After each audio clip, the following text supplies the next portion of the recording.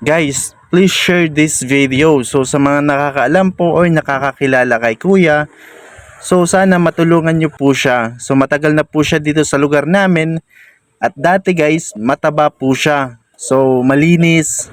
So katagalan dahil medyo matagal na nga po siya dito sa amin, ay nagkaganito na po yung kanyang itsura. So medyo payat na at napakadumi na po.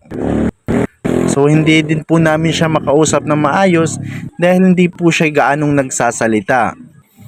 So yung buhok niya guys, lagi niya pala ditong binubunot kaya medyo kalbo na po yung gitna ng buhok niya. So sana guys, tulungan niyo po siya sa mga nakakakilala po sa kanya. I-share niyo po ang video na ito sa pamilya ng lalaking to para naman po matulungan ninyo.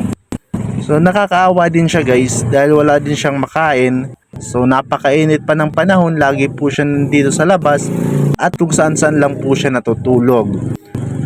So nandito nga po siya guys sa Phase 1 Southville 9, Pinugay, Baras, Rizal.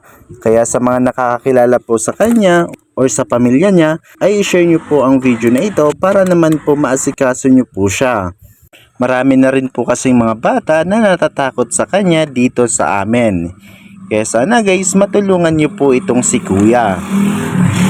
At alam nyo ba guys, napalangiti po itong si Kuya. Siguro napabayaan lang kaya nagkaganito siya. Kaya sa pamilya po ng lalaking to, sana po tulungan nyo po siya dito. Andito lang po siya paikot-ikot at kadalasan guys, dito siya banda natutulog sa amin.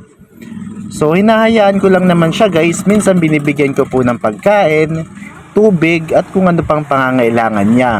Pero guys, malulugi naman yung tindahan ko pag araw-araw ko po siyang bigyan ng mga makakain. Saan ka ba? So sana guys, Taga dito ka? sa may mabubuting puso dyan, tulungan niyo po siya. At sa pamilya nga po ni Kuya, hindi pa po huli ang lahat. Medyo okay pa po si Kuya sa ngayon.